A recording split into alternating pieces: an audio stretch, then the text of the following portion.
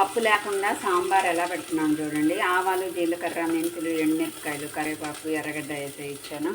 ఇవన్నీ స్టీమ్ చేసి ఉడకబెట్టుకున్నాను. Only steam.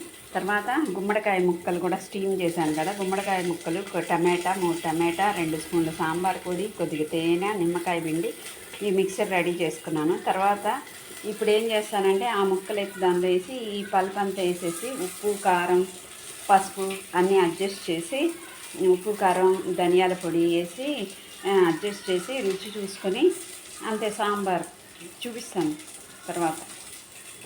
Sambar ready.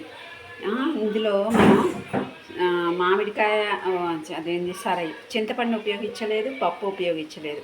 మనం ఓన్లీ గుమ్మడికాయ దానిలో నిమ్మకాయ పిండి, గుమ్మడికాయలో నిమ్మకాయ పిండి, టమాటాలు వేసి, తేనె వేసి తిప్పి ఆ పల్పునెత్తి ఉడికించిన ముక్కల్లో వేసి ఉప్పు, కారం, ధనియాల పొడి, సాంబార్ పొడి వేసి అడ్జస్ట్ చేసాం అంతే. చాలా బాగుంది. టేస్ట్ చూసా, చాలా బాగుంది. గ్యాస్ట్రిక్ ప్రాబ్లం ఉండేవాళ్ళు కూడా ఈ సాంబార్ని నిక్షేపంగా తినచ్చు. చేసుకోండి. Happy eating. బాయ్.